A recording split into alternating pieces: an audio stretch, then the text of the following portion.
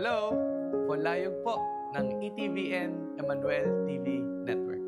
3 minuto para sa ating pananampalataya. Maligayang kapistahan po ng Kristong Hari. Ating pong ipinagdiriwang ngayon ang dakilang kapistahan ng paghahari ng ating Panginoong Hesukristo sa sanlibutan.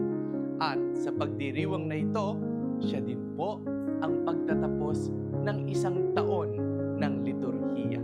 Ito po ay ating ginugunita sa huling linggo ng ordinaryong panahon, bago sumapit ang panahon ng Adbyento. Alam po ba ninyo na ang kapistahan ng Kristong Hari ay napakahalaga sa ating pananampalataya sapagkat sa pagdiriwang na ito, inihahayag ng ating simbahan ang pagiging hari ni Kristo sa buong mundo. Siya lamang ang ating hari at wala nang iba. Tayo po ay inaanyayahan ngayon upang kilalanin natin si Kristo bilang sentro ng ating buhay, na kung saan siya lamang ang kaganapan ng lahat ng bagay. Ito po ay paalala din sa atin na ilaan ang ating buhay para sa Kanya at isabuhay ang Kanyang mga turo. Pagkakataon din po natin ito upang sundan ang halimbawa ni Kristo bilang hari na naglilingkod at nagmamahal sa ating kapwa.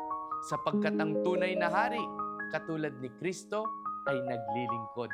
Kaya kung gusto po nating makasama si Kristo sa Kanyang kaharian, abay dapat lang po na tularan natin siya bilang isang haring tagapaglingkod.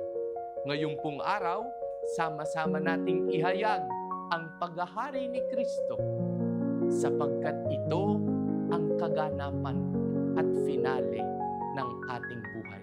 Ayon nga po sa banal na kasulatan, siya ang Alpha at ang Omega, ang simula at ang wakas.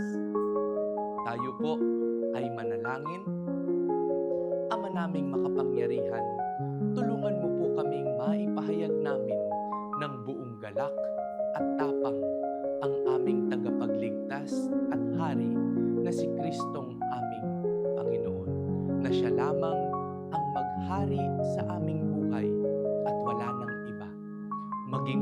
Maging modelo nawa namin siya bilang isang haring tagapaglingkod.